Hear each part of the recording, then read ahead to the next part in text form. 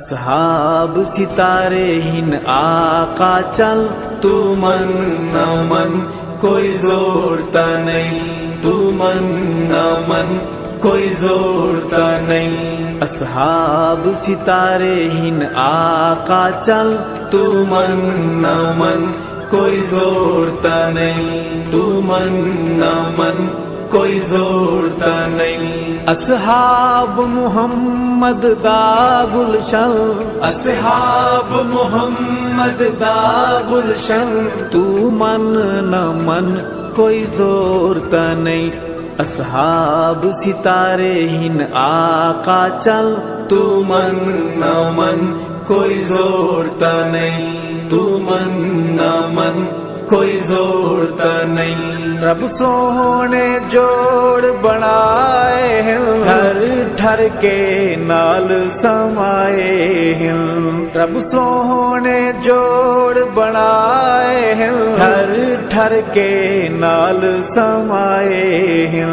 سائیں نال ہے یاراں دا مسکن، تو من نہ من کوئی زورتا نہیں، تو من نہ من کوئی زورتا نہیں۔ اصحاب محمد دا گلشن، تو من نہ من کوئی زورتا نہیں۔ اصحاب ستارے ہن آقا۔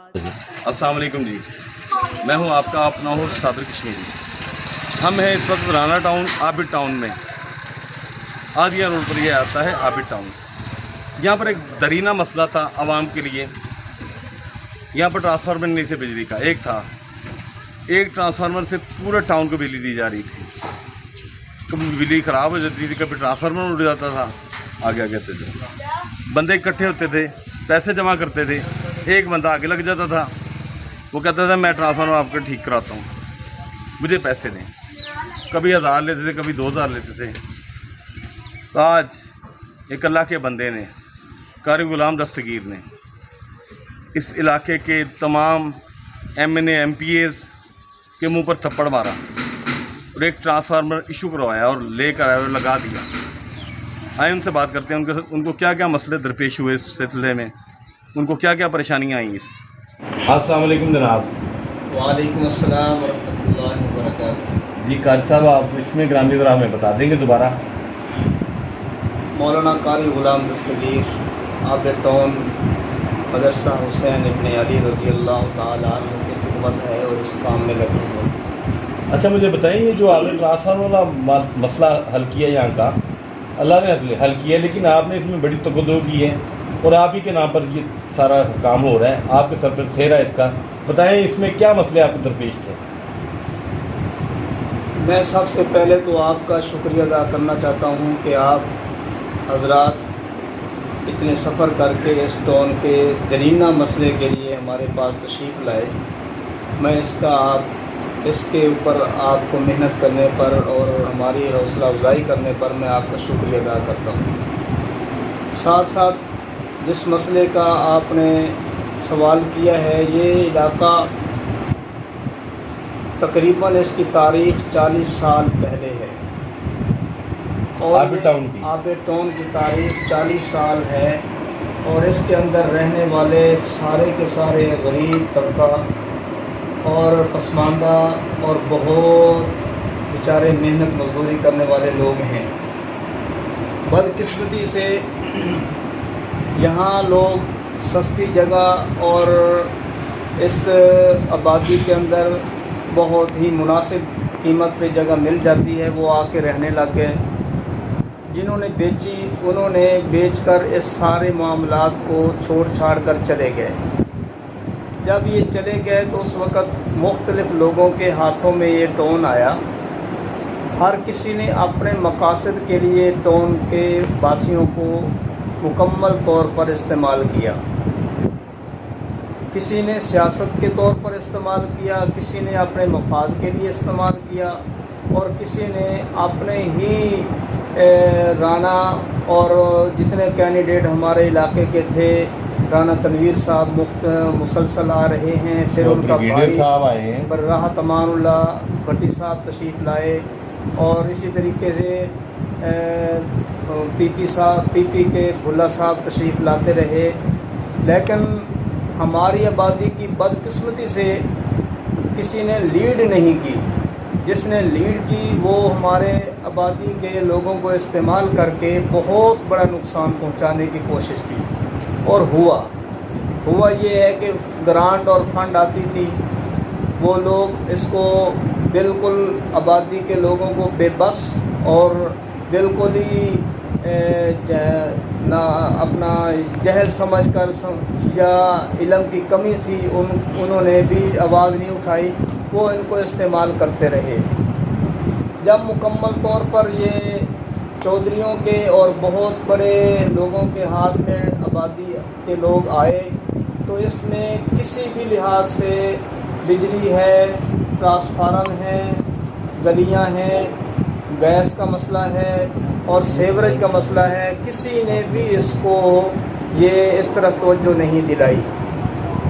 پھر کرتے کراتے یہ نوبت آئی گئی کہ آج سے 3 سال پہلے ہم نے دیکھا، قوم نے دیکھا 10 دن بجلی کا نظام درہم برہم ہوتا تھا، میری آبادی کے بوڑھے بزرگ خواتین پریشان ہوتی تھیں، اور جب مکمل طور پہ پریشان ہو کے بیٹھ جاتی تھیں اور پریشان ہو کے پریشانی میں اضافہ ہوتا تھا، تو پھر یہ قوم کے یہ چودھری ہیں کچھ لوگ، ان کے پاس جاتے تھے کہ ہمیں ٹرانسفارم ٹھیک کرا کے دو، اور پھر یہ پیسے دیتے تھے 500,000 روپیہ، یہ کم و بیش 1.5 سے 2 لاکھ روپیہ 2.5 لاکھ جمع ہوتا تھا، اور یہ روایت بن چکی تھی۔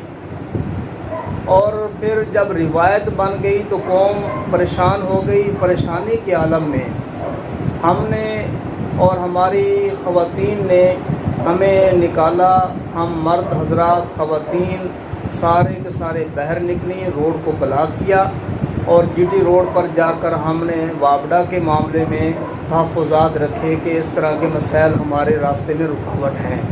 ہم بجلی کا بل دے رہے ہیں، 300-400 میٹر لگا ہوا ہے ایک ٹرانسفارم پر، اور ایک ٹرانسفارم ہماری بجلی پوری نہیں کر رہا تھا۔